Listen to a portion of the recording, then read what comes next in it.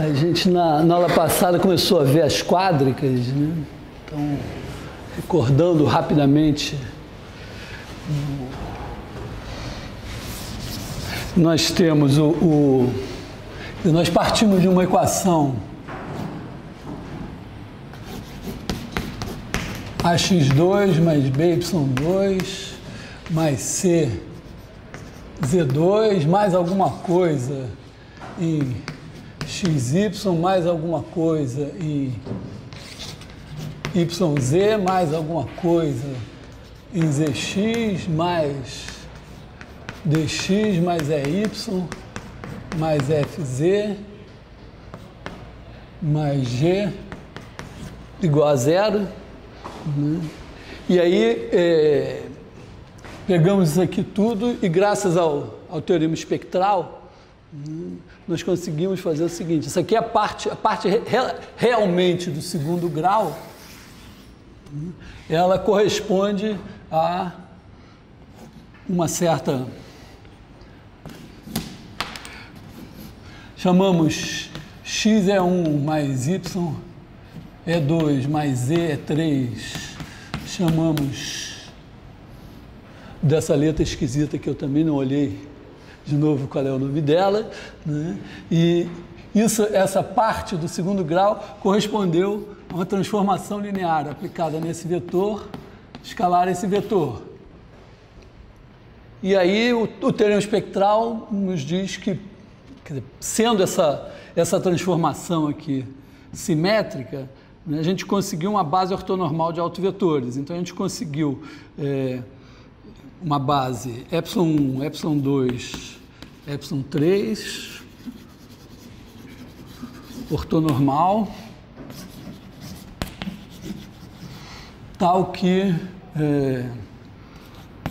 T de ε1 igual a lambda1 ε1, T de ε2 igual a lambda2 ε2 e T de ε3 igual a lambda3 ε3. O que significa que nessa base, se a gente escrever nessa base, né, escreveu o nosso vetor como u ε1 mais v ε2 mais w ε3, quer dizer, a gente pensa assim, o x, y e z estão aqui para representar o vetor na base canônica. Esse mesmo vetor escrito na nova base, ele vai ter coordenadas u, v e w. E aí, essa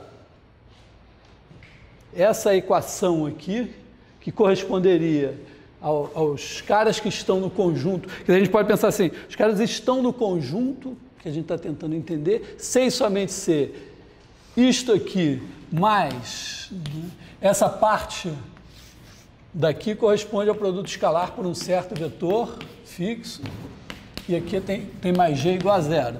Então, isso aqui é a equação sem coordenadas. No sistema de coordenadas canônico, a equação é essa. Se a gente colocar o sistema de coordenadas ε1, ε2, ε3, essa parte daqui vira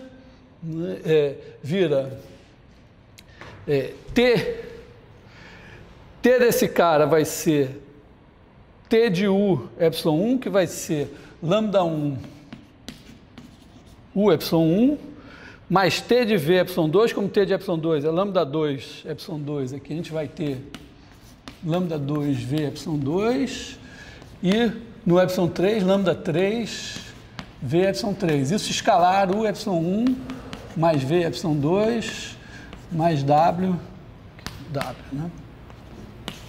ε3. Esse vetor aqui vai ter suas coordenadas que vão ser, quer dizer, ele vai ser U0 ε1 mais V0 ε2 mais W0 ε3, o nosso vetor aqui, U ε1 mais V ε2 mais W ε3 mais G igual a zero. Agora, na hora que a gente faz as contas aqui, a gente se beneficia do fato da base ser ortonormal. Então, ε1 escalar ε2, ε2, ε3, ε3, ε1 são zero.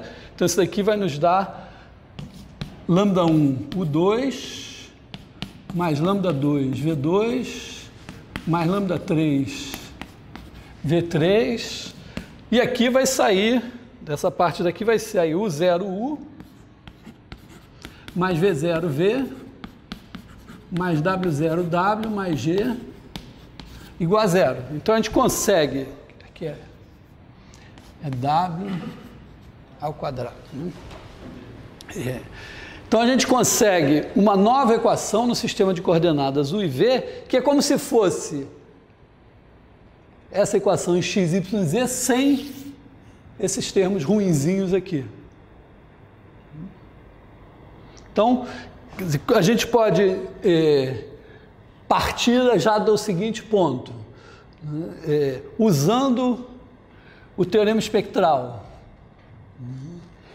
Essa equação aqui corresponde a um certo conjunto de vetores, quer dizer, interpretando que essa equação é o quê? É o conjunto dos vetores do espaço, cujas coordenadas na base canônica satisfazem a essa equação.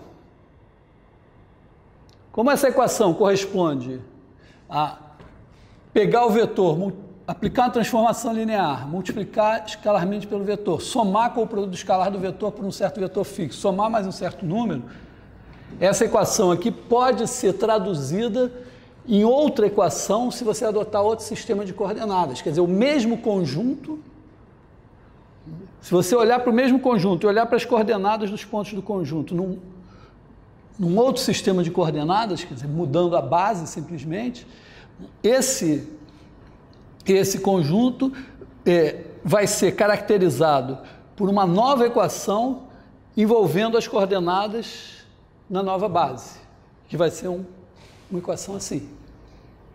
Então, o nosso ponto de partida, eu posso dizer, bom, então apaga tudo isso, né, em vez de ficar botando vetor com letra esquisita, usando...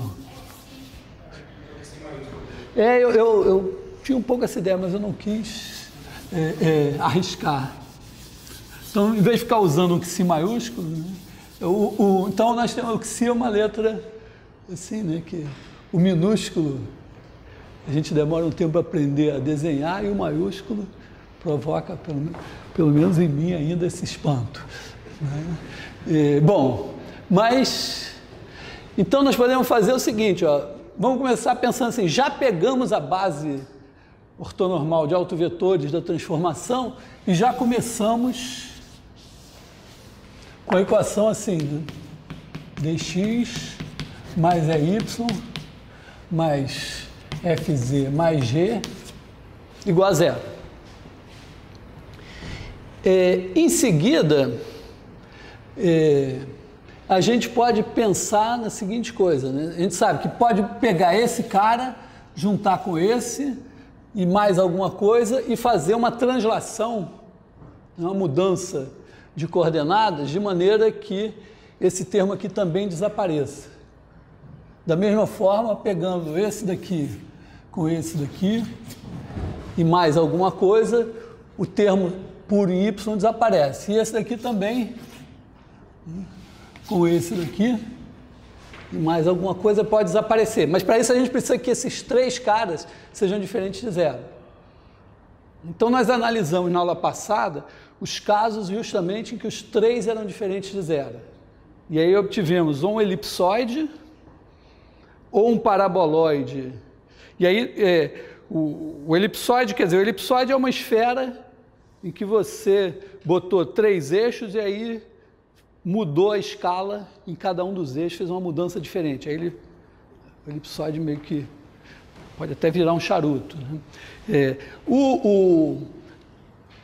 O caso do hiperboloide tem dois hiperboloides, né? O hiperboloide de revolução, tem dois. Você pode pegar a hipérbole assim e rodar. E aí você obtém um cesto de lixo. Aliás, em algum momento, ou eu vou fazer aqui, ou vai cair na prova, é uma coisa, uma propriedade importante, interessante, pelo menos, do hiperboloide, é que ele é uma superfície regrada.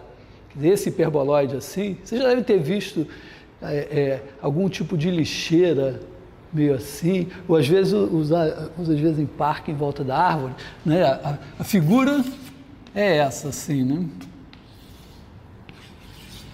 O interessante é que essa figura pode ser toda construída com retas. É uma superfície regrada. Por qualquer ponto do hiperboloide de revolução passam duas retas. E aí você pode... tipicamente você pode pegar assim, ó, você pega um círculo, outro círculo, pega um monte de retas, dá uma torcida assim, ele vira essencialmente um hiperboloide. A gente pode demonstrar isso. De qualquer maneira, é um desvio do nosso programa, mas é uma questão interessante. Então tem esse hiperboloide. Tem um outro hiperboloide que corresponde ao seguinte, é pegar a hipérbole assim e girar dessa maneira. Então aí você obtém uma coisa assim, que é um hiperboloide de duas folhas. E claro, tem os casos degenerados. O caso degenerado hiperboloide é um cone. Então agora nós vamos abordar a situação em que vamos dizer, em que um desses A, B ou C é zero. Corresponde a dizer que um dos autovalores, na hora que você faz a matriz da transformação, ela fica lambda 1, porque o A é o lambda 1, o B é o lambda 2 e o C é o lambda 3. Então ela fica uma coisa assim, 0, 0, 0, 0, 0, 0. Pode ser que um deles seja zero. E aí, esse termo, por exemplo, desaparece. Então, vamos imaginar que esse cara daqui desapareceu, mas não os outros dois. Então, se os outros dois não desapareceram, a gente pode juntar esse com esse e tal, mais alguma coisa, esse com esse, e sumir com esses dois aqui. Então, a gente vai ficar com alguma coisa envolvendo vamos dizer, x2, né, alguma coisa aqui, A2x2, um B2 y2, e aqui fica mais um FZ mais G igual a zero. Aqui, bom, a gente pode considerar casos distintos. É porque eu posso pegar o AX2 mais DX e escrever assim, CA x2 mais 2D sobre 2AX mais D sobre 2A ao quadrado menos D2 sobre 4A. Aí, isso daqui eu chamo de U ao quadrado. É uma translação, quer dizer, isso aqui é x mais D sobre 2A ao quadrado.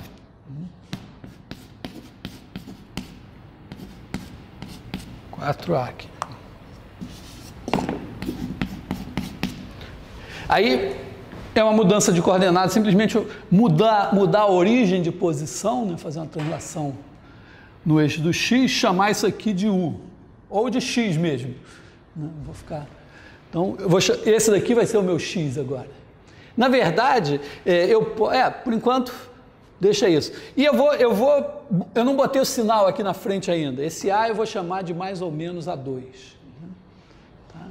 Então, isso aqui, e esse cara daqui, eu incorporo nesse termo de cá. Fazendo a mesma coisa com o B e o E, vai aparecer uma coisa assim, né? Vou ter um B, Y mais E sobre 2B ao quadrado menos E2 sobre 4B.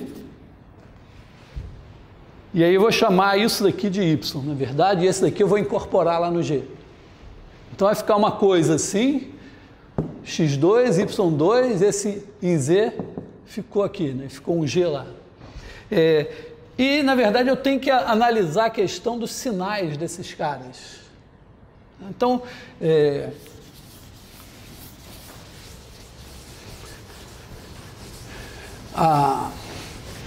Vamos começar pensando assim, né? Vamos começar pensando que esse é positivo, e a gente tem uma coisa assim. Na verdade, ó, isso daqui eu também posso engolir, né? Esse cara daqui, eu estou supondo que esse f é diferente de zero. O f igual a zero aqui, eu vou depois fazer um comentário geral, mas o f igual a zero significa que a variável z sumiu. Então eu tenho uma equação do segundo grau em x e y, que no plano dá uma cônica, e o z é qualquer, então eu tenho um cilindro em cima dessa cônica. Então, supondo que o z não sumiu, isso aqui também eu posso fazer f z mais g sobre f, isso daqui eu também pode ser o meu z, né? Então esse g aqui também pode desaparecer. Então aqui fica fz igual a zero. Então isso aqui vai ser uma coisa assim, fz menos fz igual a 2x2 mais b2y2. Eu também posso pensar uma coisa, eu posso chamar o fz de z. Aliás, o menos fz de z logo. Então eu posso... aliás, não, tem que ver o sinal aqui, né? Quer dizer, isso aqui pode ser... Como esse f pode ser positivo ou negativo, né? Eu vou botar assim, mais ou menos... Z não vai mudar muita coisa, mas... E aqui o A2x2 eu posso chamar AX de x e BY de y. Então é só uma mudança de escala. Quer dizer, aqui, transformar o FZ em Z, o AX em x e o BY em y são mudanças de escala só. Vamos pegar, se eu tiver um negócio assim, pode ser que ele estique um pouco numa direção, comprima um pouco na outra, estique ou comprima na outra, mas então fica uma coisa assim, x2 mais y2. Isso daqui é fácil de ver o que é, né? Porque você pega aqui o z, aqui você pega r igual a raiz de x2 mais y2, e isso daqui é z igual a r2. Quer dizer, z igual a mais ou menos R2, quer dizer que é uma coisa assim,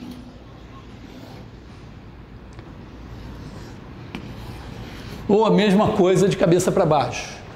E, claro, aqui é o plano XY, né? Então, cada reta que você pegar aqui tem uma parábola igual a essa, então você tem um paraboloide de revolução aqui. Claro que se eu não tivesse feito as mudanças de escala, esse paraboloide podia estar apertado de um lado, esticado do outro. Então, em vez da seção dele aqui ser um círculo, seria uma elipse. Então, a gente pode ter um paraboloide. Vamos chamar isso aqui de paraboloide elíptico. E a gente pode ter também, né, e aí o sinal do F não vai importar, esses caras podem ter sinais trocados. Então, é como ficasse uma coisa assim, né? Um é positivo, o outro é negativo, eu ajeito o sinal. Então, aqui ficaria uma coisa assim. E aí, mesma coisa, fazendo a mudança de escala, isso aqui eu posso chamar de Z, porque aí só eventualmente troco o Y com X, quer dizer, eu ficaria com uma coisa do tipo Z igual a X2 menos Y2. Essa coisa eventualmente... Isso aqui, eu tenho uma certa dificuldade de desenhar, mas é uma cela. Porque, olha só, quando você olhar aqui no X contra Z, você tem Z igual a X2. Quando você fizer Z contra Y, você tem Z igual a menos Y2. Então, se você olhar, pensar assim aqui, vamos dizer, pensa que aqui está o eixo do X e o eixo do Z, você vai ver isso assim. E aqui está o eixo dos Y, você vai ver uma coisa assim. Então, você monta aqui uma cela. É uma cela e também pode ser chamada de paraboloide hiperbólico, né?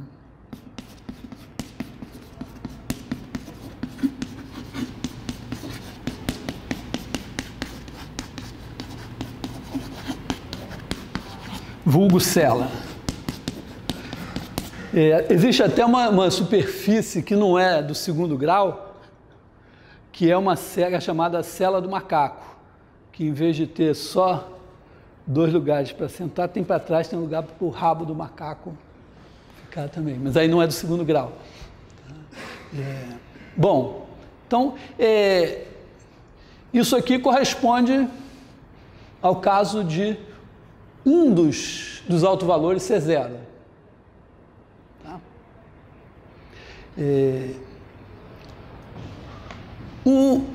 Bom, a gente ainda tem que... Bom, os 3 serem zero não tem graça, vira um plano, né?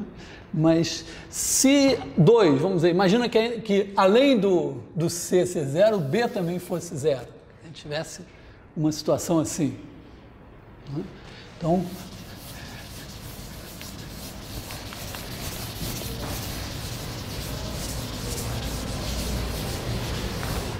O que isso vai nos dar, né? Vai nos dar aqui uma coisa. De novo, eu posso pegar esse com esse daqui e transformar em alguma coisa do tipo A2x2, e aí fica mais x y mais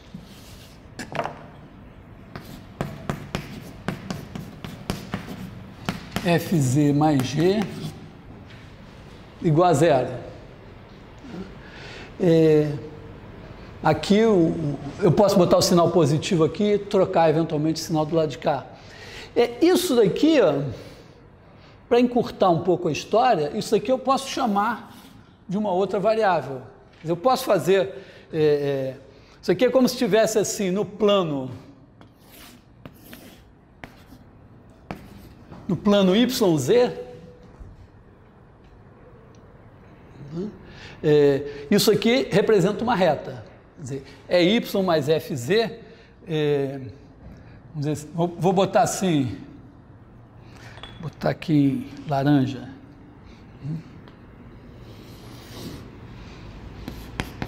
Y mais fz igual a zero. Y mais fz igual a g. Vou deixar o g de fora por hora aqui, tá?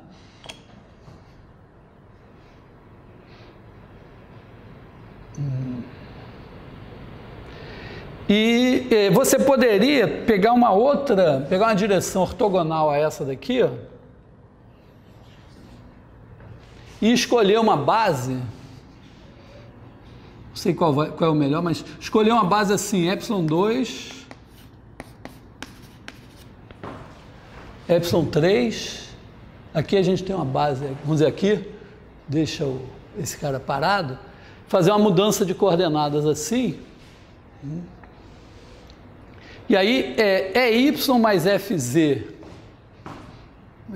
igual a constante, corresponderia, o y mais fz seria a coordenada E3. Essencialmente, a y mais fz seria a coordenada E3. Na verdade, quer dizer, esse cara daqui é perpendicular a essa reta, né? Então, o ε3 vai ser essencialmente o EF. Na verdade, ele é 1 sobre raiz de E2 mais F2. Porque esse vetor agora é unitário e é perpendicular a essa reta. Então, ou ele é o ε3 para cá, ou ε3 para lá. Então, você pega esse cara. Então, o produto escalar com esse cara daqui dá a terceira coordenada. Então, isso aqui seria a coordenada ε3. Aliás, eu vou, por conta disso, vou chamar esse de ε2 e esse de ε3, né? ε2, ε3, mudar esse aqui para ε2, só para ficar mais bonitinho. Então, isso daqui seria essencialmente uma coisa assim, AX2, vamos dizer, se eu trocasse as coordenadas aqui para U e V, então aqui eu teria alguma coisa, isso aqui seria o produto escalar, né? Se você pegar aqui nesse plano, o produto escalar, ou pegar o vetor mesmo, né? Se você pegar um vetor, multiplicar escalarmente por esse ε2, o que importa, vamos dizer, a coordenada x dele não importa nada, Pega um vetor assim, x, y, z. O x está para cá.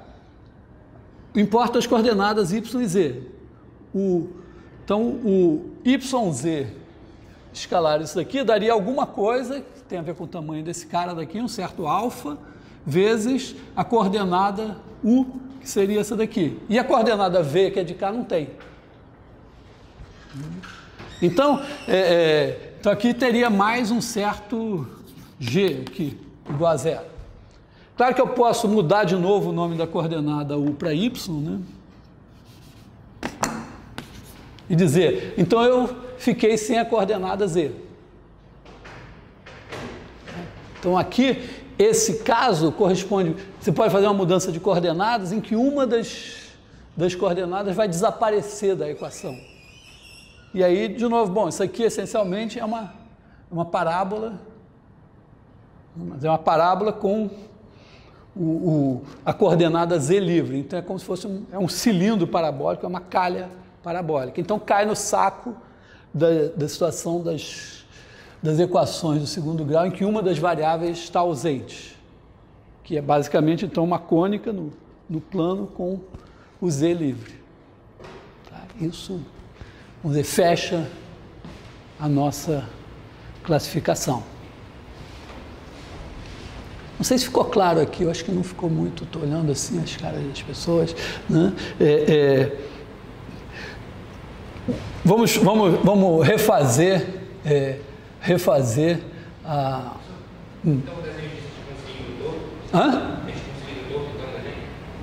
Não entendi. A gente conseguindo inclinar o dobro? Quer dizer, você tem, nessa situação aqui, é como se você tivesse uma parábola em algum plano, né? Tá? O plano, vamos dizer, o plano é dado pelo eixo do x e esse daqui. Então você tem lá uma parábola assim, mas isso também já passou por mudança de coordenadas, na verdade. Então, no sistema original, você não sabe esse sistema, como é que ele está em relação ao sistema original. Então, no fim, o que você sabe é que você tem uma parábola num plano e as retas perpendiculares a essa parábola. Então, é uma calha parabólica que está em alguma posição no espaço. Só para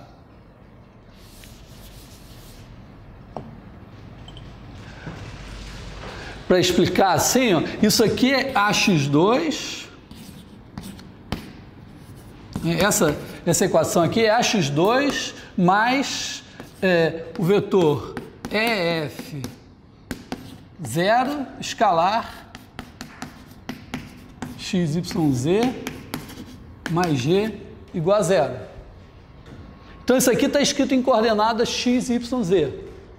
O que eu estou fazendo é dizer o seguinte, eu vou manter a coordenada x, quer dizer, vou manter o E1, vamos dizer assim, e no plano aqui está o E2,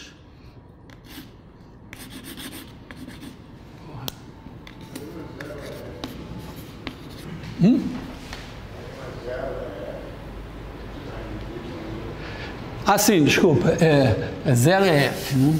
O x é a primeira coordenada, 0 é F. Então, quando eu faço esse produto escalar, dá isso daqui. Então, eu posso dizer assim, no sistema de coordenadas x, y, z, com a base, vamos dizer que agora faz de conta que era a base canônica, eu tenho essa equação. Se eu mudar e disser, então aqui a base é E1, E2, E3. Aí eu digo, eu vou pegar a base E1, E2, E3. Quem é o E2? O E2, ó, é essencialmente esse cara, né? E2 vai ser 1 sobre raiz de E2 mais F2 vezes 0 é F. Eu estou em R3, aqui eu botei só duas coordenadas porque eu estava pensando só no plano YZ, mas em R3 eu tenho isso aqui. Então esse cara daqui é o Y2. Então isso aqui é o produto escalar do meu vetor, voltando ao meu vetor Xi maiúsculo, né? Isso daqui é Y2 Xi, que é a coordenada, como essa base é ortonormal, Nesse sistema de coordenadas, a segunda coordenada do vetor xi é o produto escalar dele por epsilon2. Na verdade, aqui tem raiz de E2 mais F2. Então, a minha equação no novo sistema de coordenadas virou, se eu chamar esse sistema de coordenadas de x, UV, né? Aqui era x, y, z, ele passou a ser A2, x2, mais alguma coisa, vou chamar de alfa, U, mais G igual a zero. Aí, só para não ficar com x, UV, eu troco de novo para x, y, z, chamo U de y, e aí eu fico com A2, x2 mais alfa y mais G igual a zero. E aí sumiu a coordenada Z. Tá? Bom, a moral da história aqui a gente não vai se aprofundar muito na coisa das quádricas. Claro que sempre dá para se divertir. Por exemplo, um paraboloide elíptico, né? Quando você corta esse paraboloide elíptico por um plano assim perpendicular ao eixo dele, você espera ter uma elipse. Se cortar assim, será que é uma elipse também? Fortes chances, né? De repente, se cortar assim, deve ser uma parábola. Já a cela lá, você quando corta, a expectativa é ter uma hipérbole. Você tem uma coisa assim, outra assim, quando corta aqui, é capaz de dar uma hipérbole. Tem um ponto lá, vamos dizer, o ponto, né, porque a cela você vem subindo do lado de cá, aí chega no ponto culminante aqui, que é o ponto mais baixo de cá, né? Ali é um ponto meio esquisito. Se você cortar por um plano certinho ali, você vai achar um par de retas. Porque ele é uma coisa... Algebricamente é muito fácil de ver, né? Z igual... Hoje está particularmente ruim esse negócio.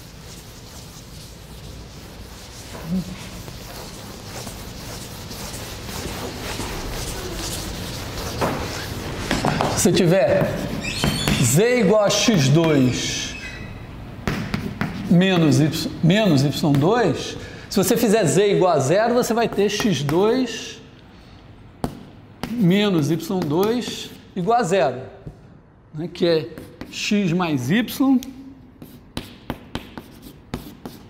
x menos y igual a zero. Então vai ser esse igual a zero é uma reta, esse igual a zero é uma reta no plano XY, já que o Z é igual a zero. Tá? Então, se for A2, né, aqui, se for A2, x2 menos B2, y2, aí você vai ter AX mais BY e AX menos BY. Então, são duas retas passando pela origem. Já o elipsoide, a expectativa é que você pode cortar em qualquer fatia que você corte, deve dar uma elipse. A expectativa é mais ou menos... Por que eu estou com uma certa tranquilidade de dizer que é uma cônica? Né? Porque eu vou cortar uma coisa do terceiro grau, do segundo grau em x, y, z, por uma coisa do primeiro grau em x, y, z. Então, isso deve dar uma coisa do segundo grau no plano.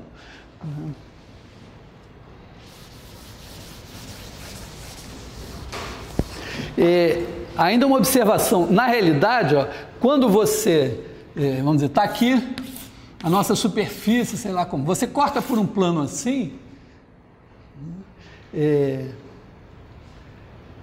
a coisa mais simples a fazer, né, você tem uma coisa assim do tipo, uma equação ax2 mais b, y2 mais c, z2 mais dx mais... y mais fz mais g igual a zero. Esqueci. Bom, deixei de fora os termos x, y e tal. Cortou por uma coisa assim, isso é uma coisa do tipo ax mais by mais cz mais d igual a zero. Talvez a coisa mais simples a fazer aqui é tirar o valor de z, digamos, se o C for diferente de zero, tirar o valor de Z, substituir aqui e ficar com uma equação em x e y, que vai ser uma equação de segundo grau. Só que essa equação, a interseção aqui é uma coisa assim, ó, no espaço. Quando você diz, bom, vale isso, e valendo isso vai valer uma equação de segundo grau, significa que você está olhando aqui a equação em x e y dá a projeção no plano x e y. Mas a gente pode fazer os detalhes depois, mas chutar o seguinte, né? Você achou aqui uma cônica. O que você tem aqui é simplesmente jogar essa cônica aqui para cima. Isso dá para fazer de maneira que isso seja uma transformação linear. E aí a imagem de uma cônica para uma transformação linear é uma cônica do mesmo tipo. Tá? Então, vai mais ou menos por aí. Bom, então o nosso querido teorema espectral permitiu que nós refizéssemos, né, a classificação das curvas do segundo grau, mostrando que toda curva do segundo grau é uma cônica, e agora nós também conseguimos classificar as superfícies do segundo grau a 3 dimensões. Vou dedicar o resto do nosso tempo, provavelmente, não sei se vai sobrar algum para alguma outra coisa, ao próprio teorema espectral. Aqui, eu não vou me preocupar com o teorema espectral para dizer, bom, eu agora quero classificar, sei lá, as coisas do segundo grau em R4 ou as coisas do segundo grau em R18. Deve ser a mesma coisa, mas eu precisaria do teorema espectral em dimensão 4, 18. Mas como o teorema espectral é um teorema bastante importante, inclusive em outros contextos, né, eu vou parar um tempinho e dizer, bom, vamos considerar essa questão do teorema espectral, pelo menos em Rn. Vamos tentar essa generalização do teorema espectral. Então,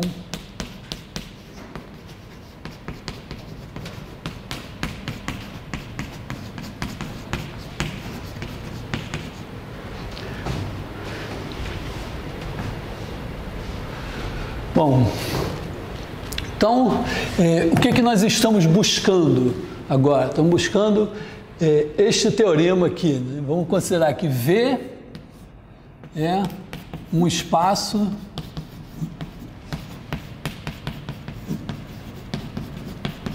vetorial real. Claro que podemos pensar Rn, mas acho que é bom a gente pensar de maneira um pouquinho mais abstrata, né? Espaço vetorial real com produto interno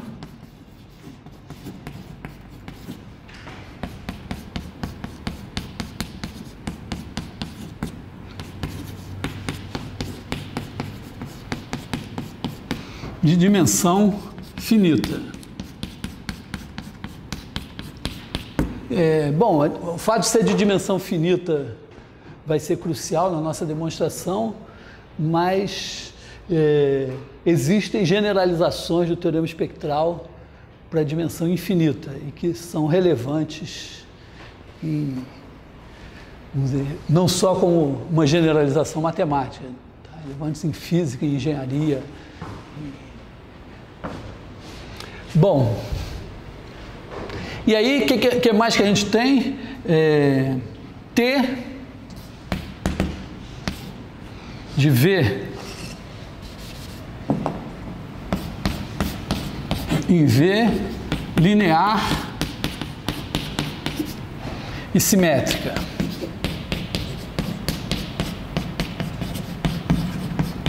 Quer dizer que produto escalar de T de U por V igual ao produto escalar de U por T de V para todos U e V em V. Isso aqui, em Rn, ou em termos de matrizes, corresponde a dizer que a matriz da transformação T na base canônica ou numa base ortonormal qualquer, é uma matriz simétrica. E aí, nessas condições, a gente pode dizer que então V tem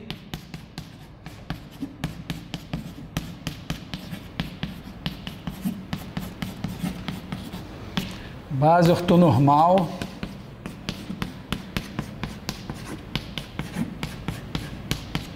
autovetores de T.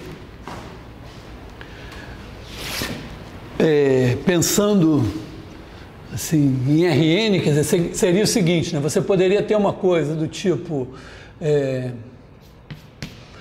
vou usar ZR4, né? AX2 mais B, vou começar com W, né? AW2 mais BX2 mais CY2 mais DZ2 mais EWX mais FWY mais GWZ mais HXY mais IXZ mais JYZ, acho que eu não esqueci ninguém, né? Isso daqui, mais alguma coisa. Vamos dizer, isso aqui é a parte do segundo grau de alguma coisa, de uma equação em 4 variáveis. Então você pode pegar isso daqui e escrever assim, né? Escrever A, B, C, D. Aí esses termos aqui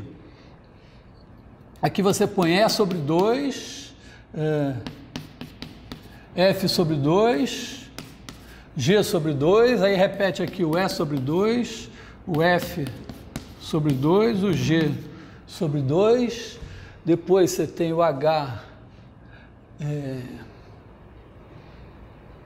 XY, vai ser aqui o H sobre 2, H sobre 2, I sobre 2, I sobre 2, J sobre 2, J sobre 2, multiplica isso daqui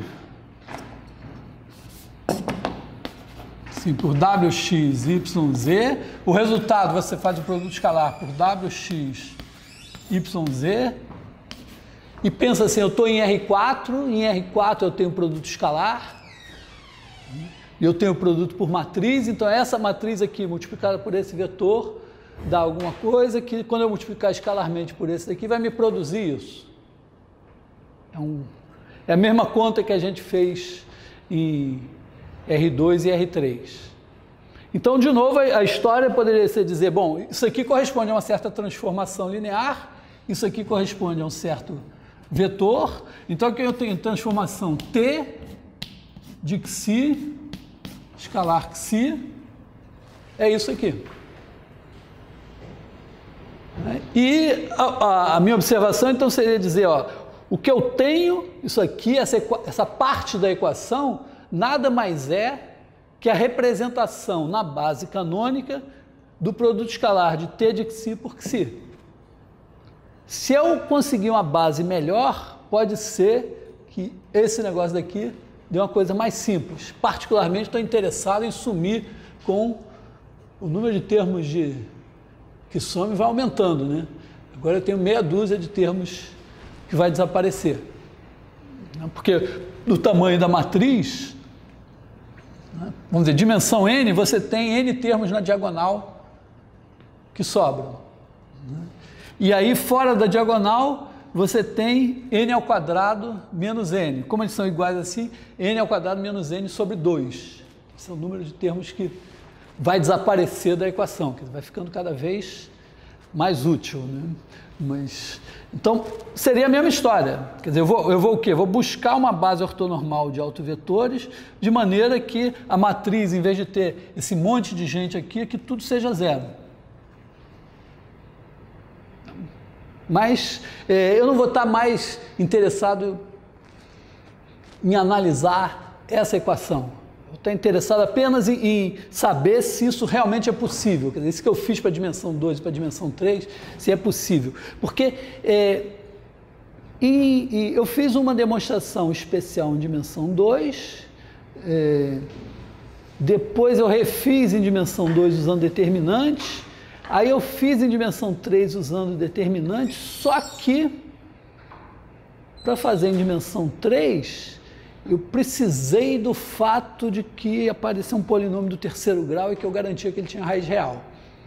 Então eu já sei que se eu for tentar fazer a mesma coisa em R4, eu vou esbarrar nesse problema. Mas isso vai me levar a uma grande digressão por polinômios. Mas eu quero primeiro estabelecer a estratégia da minha demonstração, né?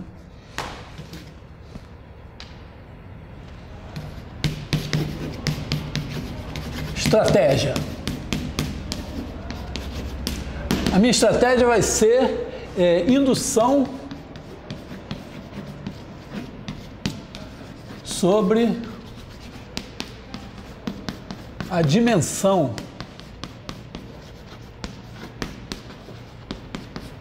de V. Porque eu já sei, bom, esse teorema se vê de dimensão 0, não vou nem pensar nele, de dimensão 1 ele é trivial, eu sei fazer ele em dimensão 2 e 3, até já sei mais do que precisava, né? Então, dimensão 1, 2, 3, tá bom. Eu vou até descartar, não vou precisar da dimensão 3, mas eu vou dizer, bom, eu sei fazer em dimensão 1 e 2. E aí a questão é a seguinte, eu quero supor que o V, que eu consigo fazer até a dimensão N, supor que o V é de dimensão N mais 1 e tentar mostrar que, de alguma maneira, eu posso usar o fato de que o teorema é válido em dimensão N para demonstrar o caso de dimensão N mais 1. E aí tem um truque fundamental que vou tentar explicar para vocês então, né? Qual é o truque que vai fazer a estratégia funcionar? Depois que eu explicar por que a estratégia vai funcionar, nós vamos gastar um tempo com tática. Uma vez definida a estratégia, não quer dizer que o negócio está ganho. Porque, olha só, está aqui o meu espaço V. Está aqui a origem, meu espaço V, grandão aqui. Que eu fiz para mostrar que valia em dimensão 3? Eu fiz o seguinte, eu achei um autovetor, epsilon. Esse era um autovetor, né? Achei esse epsilon, tal que T de epsilon igual a lambda epsilon. Então eu disse, esse vai ser o primeiro cara da minha base ortonormal. Faltam os outros. Então imagina assim que eu sei fazer para a dimensão N e eu quero fazer para a dimensão N mais 1. Então eu disse, bom, eu tenho que achar N mais 1 vetores da base ortonormal. Primeiro eu achei, de alguma maneira. Naquele caso lá, porque eu tinha uma raiz real do polinômio que era do terceiro grau. Aí o que eu demonstrei foi o seguinte, esse epsilon, ele tem um espaço ortogonal a ele. Vamos chamar esse cara aqui de epsilon 1, né? Aí a gente chama esse cara aqui de V1. O que é o V1? O V1 é o espaço dos caras que são todos ortogonais ao epsilon 1.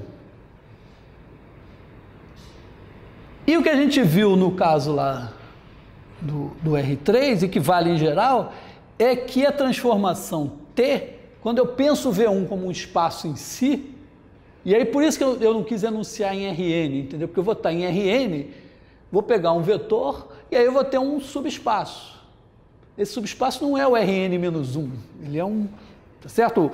Vamos dizer, o Rn tem os caras assim, vamos dizer, a enésima primeira coordenada, vamos dizer que está assim, você pode até pensar que o Rn-1 é esse daqui, também não é, mas pensar que é esse aqui. Só que você achou um vetor assim, achou um subespaço assim.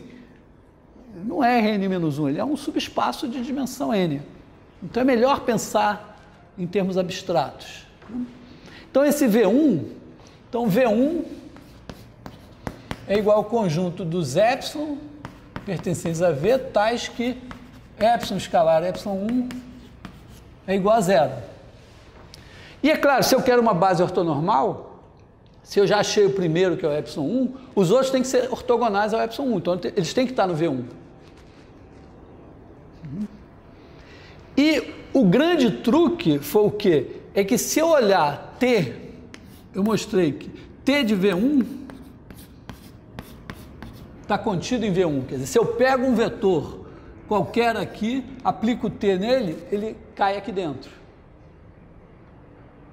O que isso me permite? Isso me permite olhar para T como uma transformação de V1 em V1. E aí, T, vista como transformação de V1 em V1, continua tendo essa propriedade aqui, ela continua sendo simétrica. Só que o V1 agora é de dimensão n. Né? Dimensão de V1 igual a n. Né? Dimensão de V igual a n mais 1. E a minha hipótese de indução é que o teorema vale em dimensão n. Então eu tenho uma base ortonormal de V1, ou seja, eu tenho n vetores aqui em V1, 2 a 2 ortogonais, todos unitários, e cada um deles é um autovetor de V. Então eu pego esses vetores, chamo de epsilon2, epsilon3, epsilon n mais 1, junto com epsilon1 eu tenho a base ortonormal que eu queria. Funcionou em R3 por quê? Porque eu pude garantir a existência do epsilon1. Não vai funcionar em princípio em R4, pelo menos não da mesma maneira, porque em R4 o polinômio lá característico que eu vou achar vai ser do quarto grau, e aí eu não tenho assim, não posso chegar e dizer, tem uma raiz real. Então é aí que a coisa vai eventualmente empacar. Na realidade, isso que eu mostrei, só lembrando aqui, né? Por que T de V1 está contido em V1? Porque, imagina que V, lembrando aqui essa demonstração, que eu disse que tinha uma linha, como a minha linha era pequena, deu em 2, agora a linha ficou menor ainda, talvez precise de umas 4. Né? Mas se V pertence a V1, isso significa que V escalar epsilon1 igual a zero. O que significa que V vezes lambda epsilon1 é igual a zero, porque multiplicar por lambda, lambda vezes zero dá zero. O que significa que V escalar T de epsilon1 é igual a zero. Mas por conta da simetria, isso significa que T de V escalar epsilon1 igual a zero. E isso é exatamente a condição que define que T de V está em V1.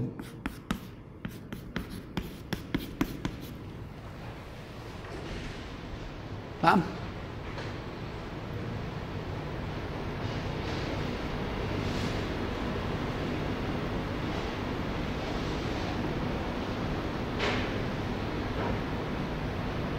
Eu acho que isso aqui,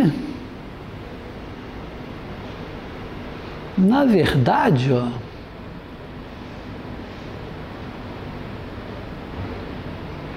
a única coisa que eu usei nessa demonstração não foi que o T de epsilon1 era lambda epsilon1.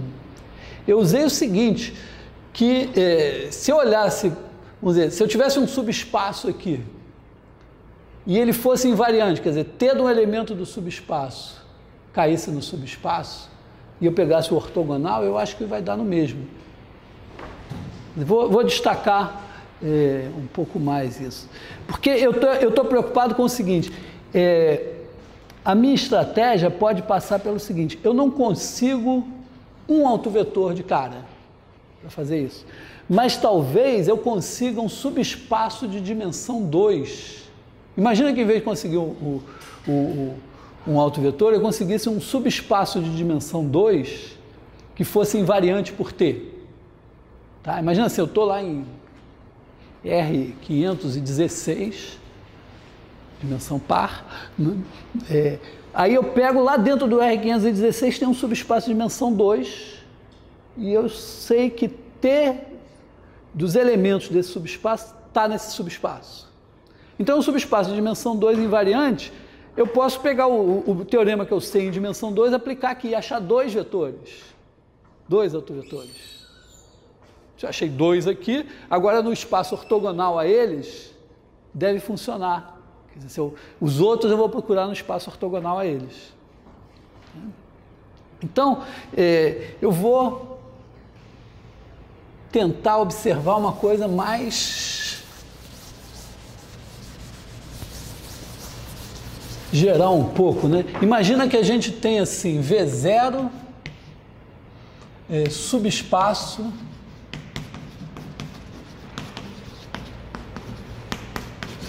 de V e T de V0 contido em V0. Será que se eu pegar os caras que são ortogonais a V0, né, vamos fazer assim, chama de V1 igual ao conjunto dos V pertencentes a V, tais que V escalar V0 igual a 0 para todo V0 pertencente ao V0 maiúsculo. A figura é a seguinte, ó, tem aqui um plano, que é o V0, e aí tem aqui Claro que essa figura em R3 não faz sentido, não, mas os caras que são perpendiculares a esse plano formam um espaço V1. Essa é quer dizer, em R516, tudo bem, você tem um espaço de dimensão 2 em R516, aí o subespaço ortogonal a ele vai ter dimensão 514. Então, é grandão. Seria esse V1 aqui. Se eu mostrar que o T de V1 está contido em V1, né? Será que o T de V1 está contido em V1? Quer dizer, será que se V pertence a V1, então isso implica que V escalar V0 igual a 0 para todo V0 pertencente a V. Então, olha só, mas se o V0 está em V, o T de V0 está em V, porque é a minha hipótese. Então, isso significa que o V escalar T de V0 é igual a 0 para todo V0 pertencente a V. Por quê? Porque o V0 está em V, o T de V0 está em V e o V estava em V1.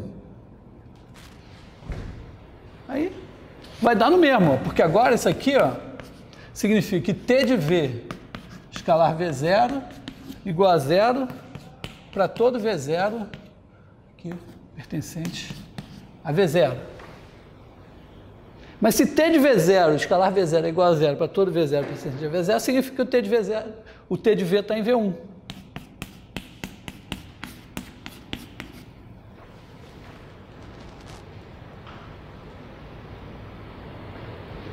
Então, o que eu mostrei é o seguinte, olha, que se eu tenho um subespaço que é invariante pela transformação T, quer dizer, T dele está dentro dele, o espaço ortogonal a ele também é invariante. Então, olha só, se em vez de achar um subespaço invariante de dimensão 1, quer dizer, achar um autovetor, eu achar um espaço de dimensão 2 que fica lá invariante, o que eu tenho agora? A minha hipótese de indução é a seguinte, eu estou num espaço de dimensão n mais 1 e o teorema vale para dimensão menor do que... Vamos dizer assim, estou num espaço de dimensão n e o teorema vale para dimensão menor do que n. Dimensão 1, 2, 3, até n menos 1. Aí eu achei um subespaço de dimensão 2 e o ortogonal a ele tem dimensão n-2.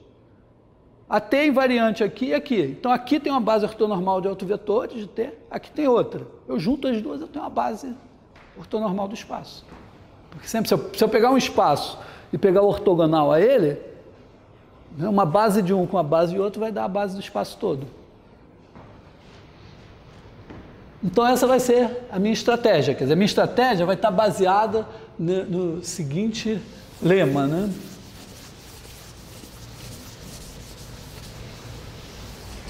Lema.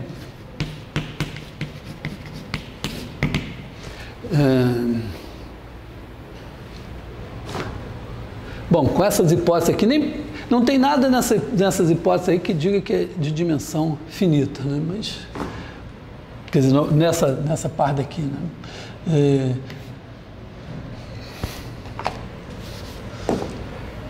T de V0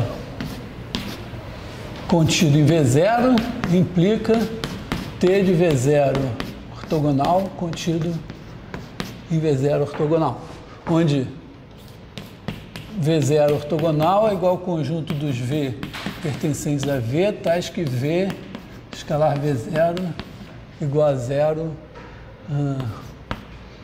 para todo V0 pertencente a V0. Tá? Não, aqui eu não usei, na verdade eu nem usei que o V0 é um subespaço.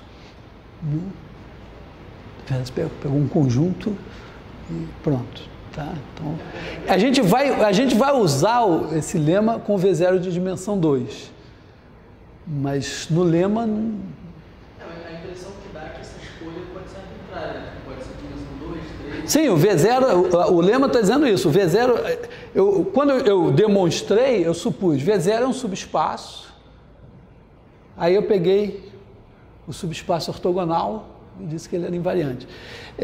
Na verdade, eu nem usei que era um subespaço.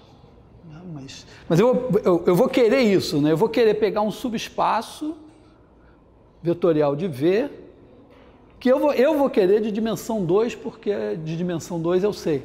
Mas, em princípio, um subespaço, né? Pego esse cara...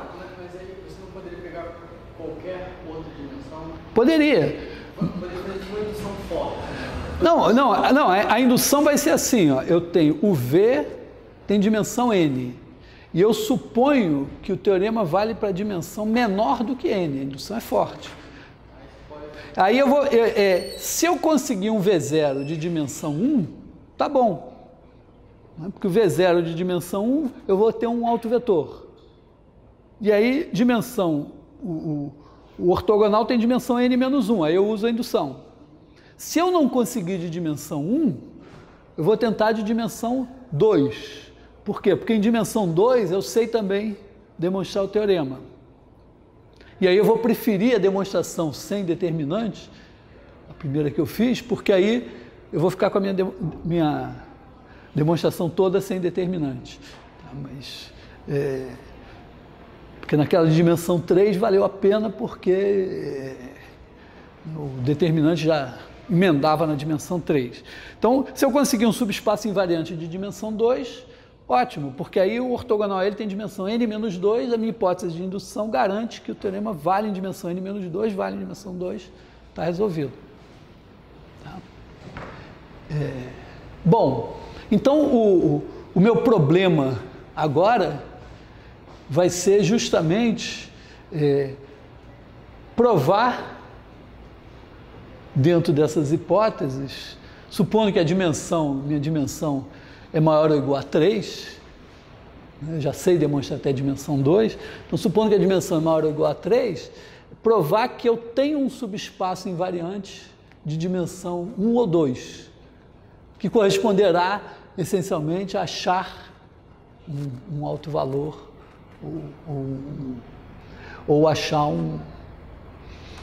cair no caso de dimensão 2. E eu vou aproveitar essa ocasião para fazer algumas coisas algébricas, quer dizer, o resto da história aqui vai ser um bocado algébrico.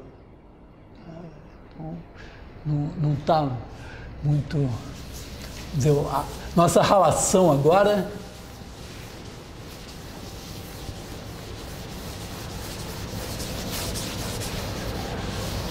vai ser em torno de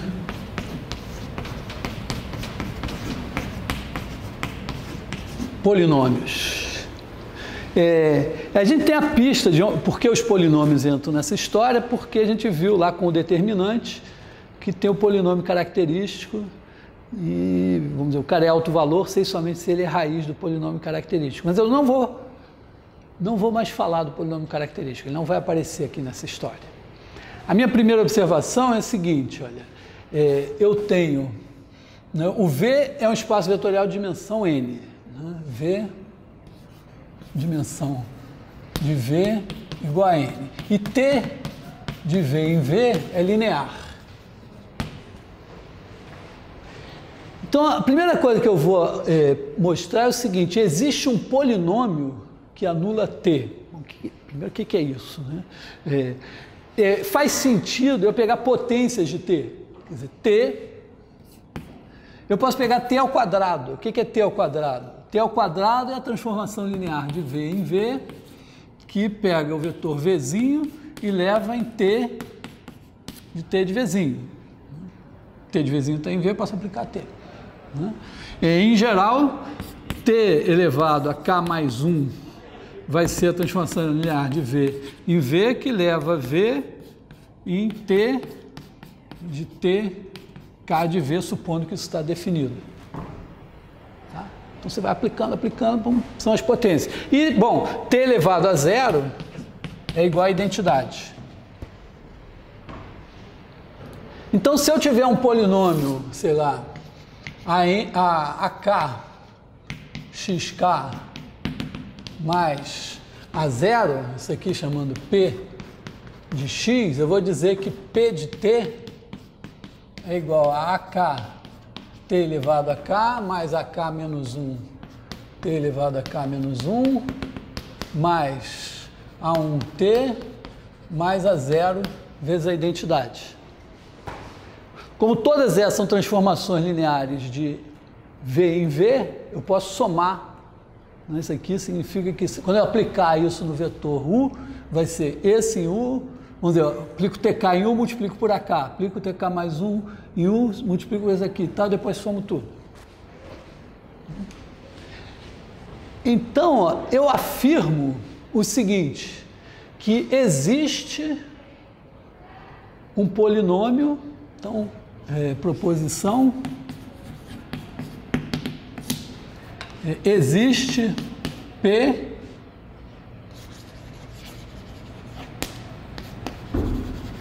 polinômio tal que P de T igual a 0. Parece absurdamente difícil, mas eu vou dar um argumento relativamente simples. Olha só, meu espaço tem dimensão N, a minha transformação linear é do espaço nele. Então, ela é se eu fixar uma base em V, essa transformação linear é dada por uma matriz N por N. Né? Então, se eu pensar o espaço, chama assim de L de V igual ao conjunto das T de V em V, T linear. Eu digo que L de V é N ao quadrado. Basicamente, por quê? Porque tem esse espaço, o espaço das transformações lineares de V em V, essencialmente é o espaço das matrizes N por N. Se eu fixar uma base para V, a cada transformação linear corresponde a uma matriz N por N e vice-versa. E as operações também se mantêm. Ora, as matrizes N por N, a gente sabe que é o Rn ao quadrado em formação de batalha.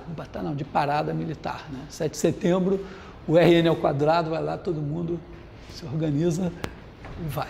Né? Então, ele tem esse espaço em dimensão N ao quadrado. Tá? Muito bem, se ele tem dimensão n ao quadrado, ó, vamos pegar n mais 1 vetores, n ao quadrado mais 1 vetores nesse espaço, que são identidade, t ao quadrado, etc, etc, até tn ao quadrado. Tem n ao quadrado mais 1 vetores nesse espaço que é de dimensão n ao quadrado. Então, eles são linearmente dependentes. Então, existe uma combinação linear deles que dá o elemento nulo disso daqui, quer dizer, a transformação linear identicamente nula. Quer dizer, você pode fazer A0i mais A1t mais A2t2 mais a n ao quadrado tn ao quadrado, isso aqui vai ser sempre zero. Então, tem um polinômio de grau, no máximo, n ao quadrado, que anula t.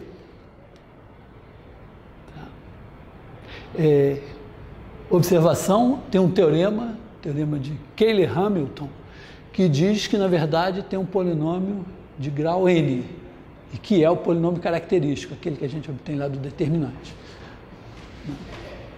Não é no mínimo n ao quadrado?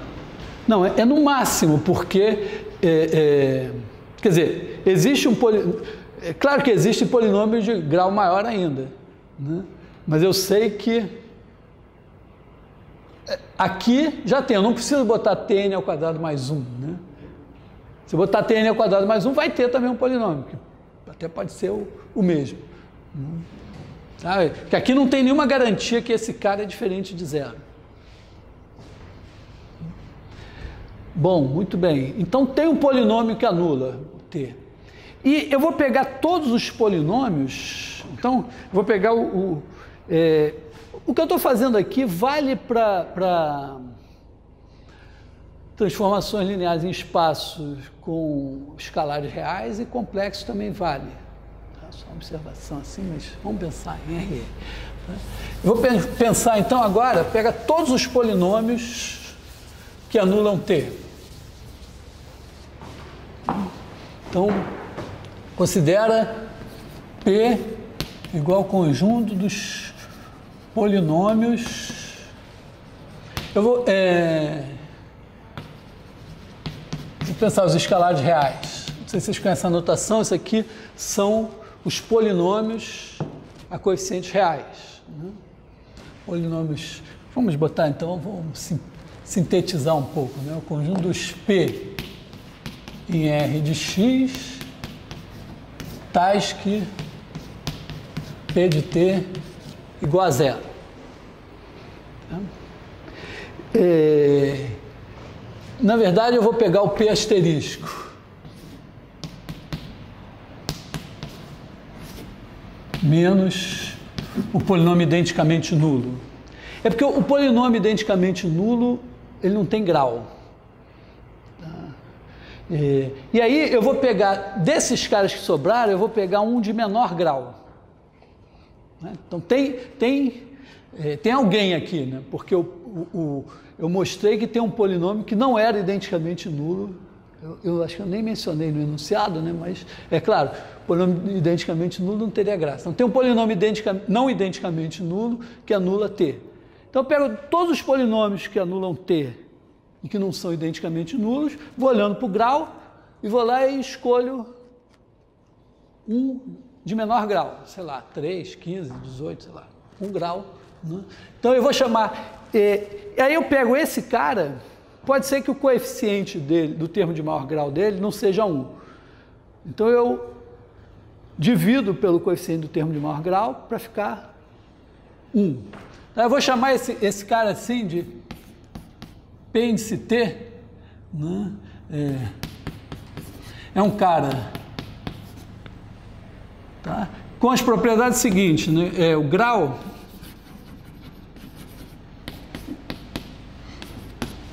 é o menor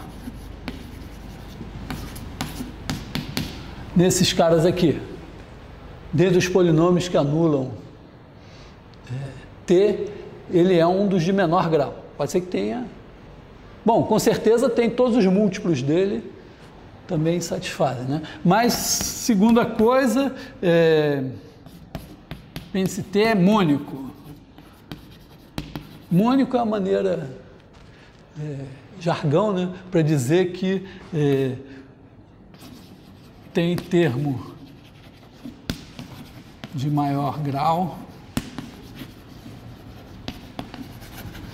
igual a 1. Tá? Então, dividir ficou com...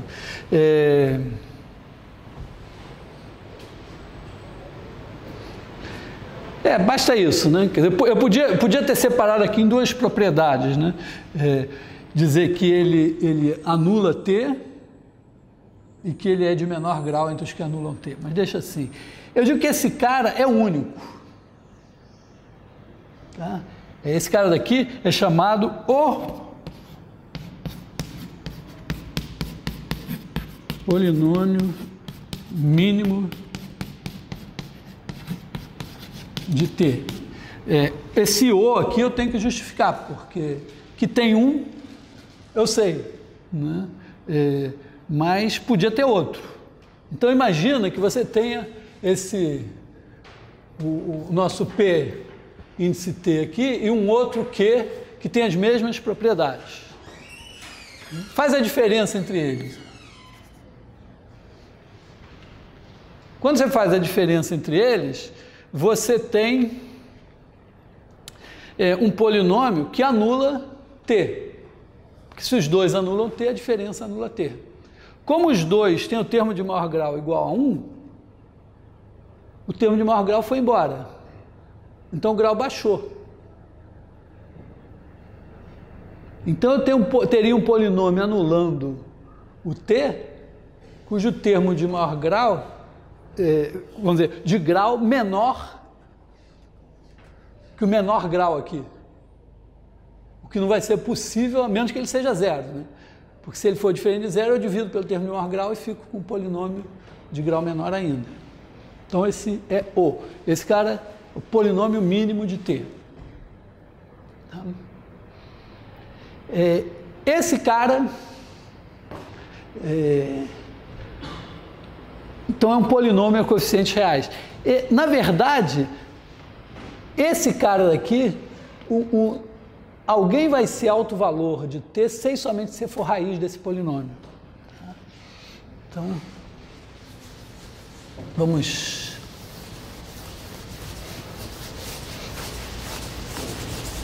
fazer uma observação.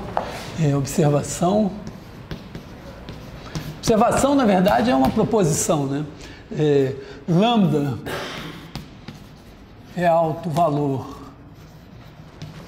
de T, sem somente C, ele é raiz desse polinômio.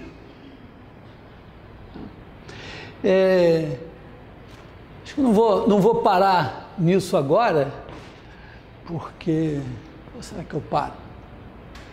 Vamos parar nisso, não tem tempo.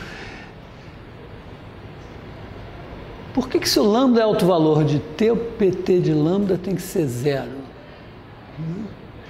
Imagina que você tem T de epsilon igual a lambda epsilon com epsilon não nulo. Então, o nosso polinômio P índice T de T, a gente sabe que isso aqui é zero.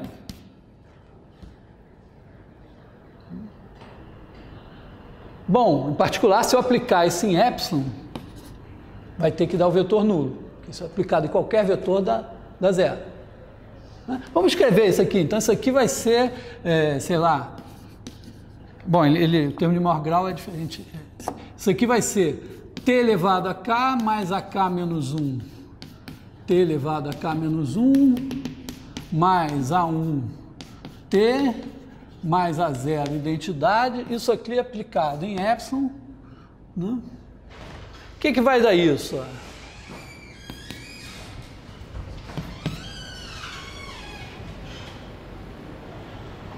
Isso aqui vai me dar, como T de epsilon é lambda vezes epsilon, quando eu aplicar t elevado a k em epsilon, vai dar lambda k vezes epsilon. Depois eu vou ter ak menos 1, e aqui vai ser lambda k menos 1 vezes epsilon, etc. Aqui eu vou ter A1 lambda epsilon, e aqui eu vou ter A0 epsilon. Bom, mas isso daqui é a mesma coisa que eu dizer que isso é lambda k mais AK menos 1, lambda k menos 1, mais A1 lambda, mais A0, vezes epsilon. Mas isso daqui é o polinômio aplicado em lambda. Então, esse número vezes epsilon tem que dar zero. Como o epsilon é não nulo, esse número tem que ser zero.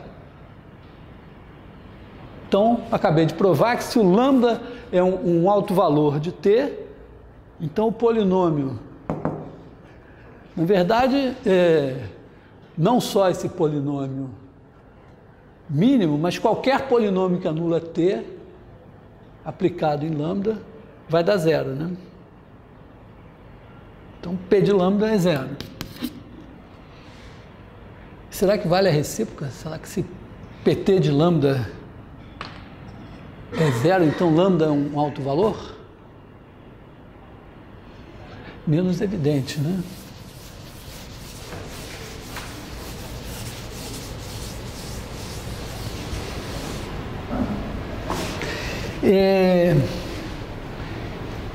Eu acho que eu vou precisar de uma coisa que eu vou querer provar, né? Imagina que PT de lambda seja igual a zero.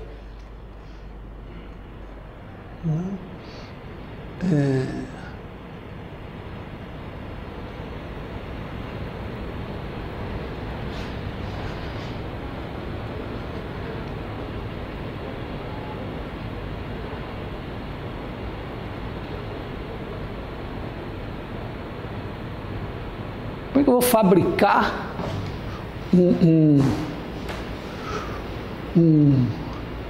autovetor para esse cara?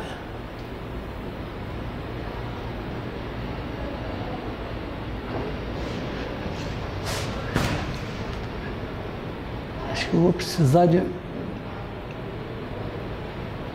mais alguma coisa mais para frente. Eu vou, em vez de fazer isso agora, eu vou continuar nos polinômios. De qualquer maneira, já, vamos dizer, a parte que está assim até agora não dependeu de nada de especial, né? Eu acho que essa aqui vai depender de alguma coisa a mais. Eu queria desenvolver o seguinte sobre polinômios. A ideia de fatorar um polinômio, né?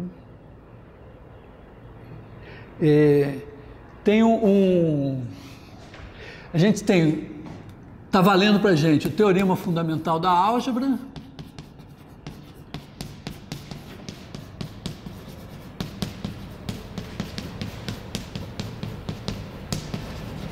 o teorema fundamental da álgebra a gente demonstrou na primeira parte do curso. Todo polinômio a raiz, todo polinômio a coeficientes complexos tem raiz complexa. Tem um subproduto do teorema fundamental da álgebra que é o seguinte, é que todo polinômio a coeficientes complexos se fatora como produto de termos do primeiro grau. Também, quer dizer, então, mas isso aí está ligado ao fato de que toda vez que você tem, vamos dizer, se você tem P, vamos dizer, P de lambda igual a zero, então P de x é igual a x menos lambda vezes um Q de x. Talvez vocês tenham visto isso no colégio e tal, uma coisa assim. Isso aí está ligado ao fato de que você pode dividir dois polinômios. Tem uma coisa que é chamado algoritmo da divisão. Por que que isso é verdade, na verdade? Porque você tem P é um polinômio, x menos lambda é outro polinômio. Aí você divide P por x menos lambda. O algoritmo da divisão garante o seguinte, que se eu dividir esse polinômio por esse daqui que é de grau 1, eu tenho um quociente, então esse daqui é igual a isso daqui vezes um q de x e mais um resto. E o resto tem que ser de grau menor do que esse daqui. No caso, como esse é de grau 1, ou esse resto é nulo, quer dizer, o resto é de grau menor ou é nulo. Ou esse resto é nulo, ou ele é uma certa constante aqui. A. Mas se não for nulo, essa constante A vai me atrapalhar aqui, porque se eu fizer P de lambda, isso é zero. Isso daqui vai dar zero, mas sobra o A.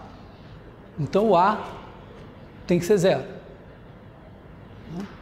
Então isso vai me garantir que sempre, se eu achar uma raiz lambda, eu posso escrever P de x como x menos lambda vezes um cara de grau menor. E aí eu acho uma raiz para esse, divido de novo, divido então um polinômio a coeficientes complexos, se fatora com um produto de termos do primeiro grau, que são essencialmente x menos as raízes complexas. No caso real, que é o nosso caso, o que eu posso dizer? Bom, tem raízes complexas, mas aí a fatoração vai me dar uns caras que não são polinômios a coeficientes reais. Mas a gente tem o fato que quando o polinômio tem coeficientes reais, dá para a gente ver o seguinte, né? Se P de x é igual a nxn mais a zero, se você fizer P, imagina que x seja um número complexo, quer dizer, os coeficientes são reais, mas você pensa nos complexos. Então, esses caras são reais, mas imagina que o x seja um complexo, você bota o x barra, isso vai dar o quê? Vai me dar o conjugado, P do conjugado vai dar a n, x barra n, mais a1, x barra, mais a zero. Só que como esses caras, o conjugado do AN é o próprio AN, porque o AN é real. O conjugado do AN-1 é o próprio AN-1, porque ele é real. O conjugado do A1 é o conjugado... Então, isso daqui é o conjugado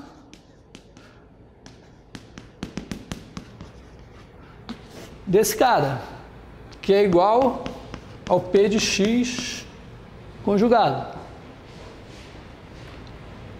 Mas se o P de x for zero, suponhamos que x seja uma raiz, então P de x igual a zero. Então P de x barra vai ser o conjugado do P de x. Como esse é zero, isso aqui será zero. Isso mostra, né, que quando você tem um coeficiente, um polinômio a coeficientes reais, se você achar uma raiz z1 aqui, ele é uma raiz do polinômio, se você pegar o conjugado z1 barra, esse cara também é uma raiz do polinômio. Então, acontece o seguinte, né?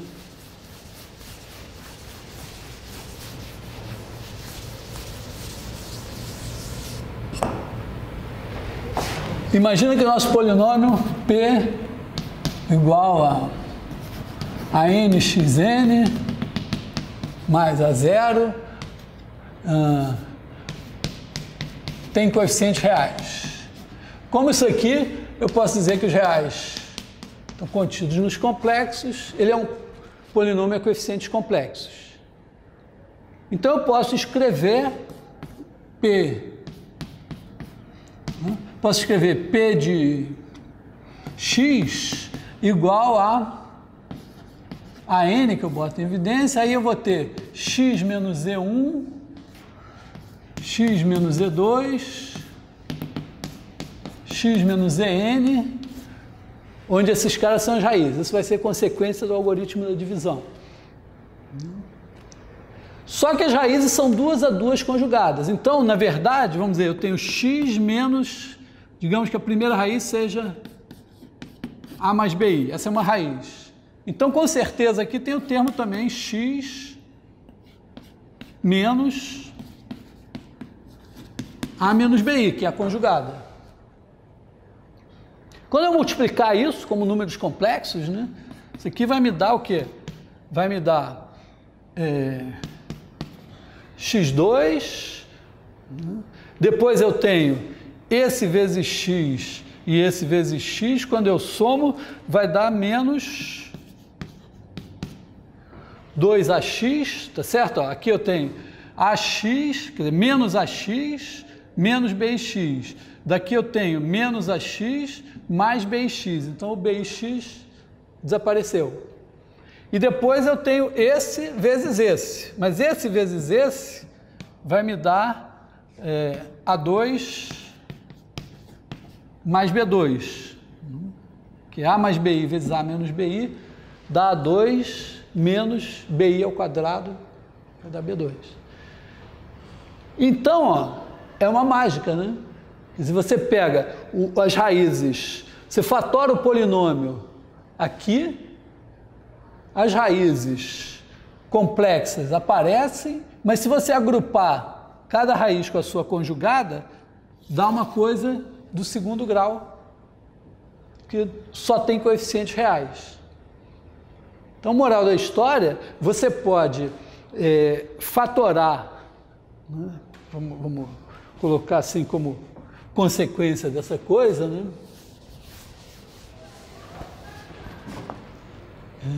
Se P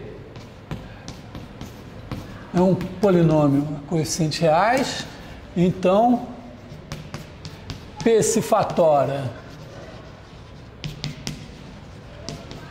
nos reais como produto de polinômios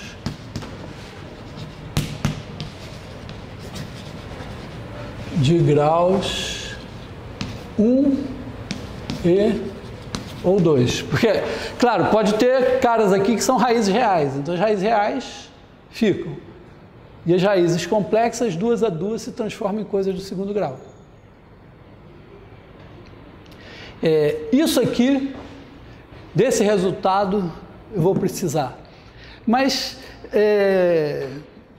acho que por via das dúvidas, vou na próxima aula discutir também o algoritmo da divisão para mostrar esse negócio. Não sei se vocês estão vendo isso em álgebra, se não estão vendo. Eu quero deixar essa dívida por aí. Tá?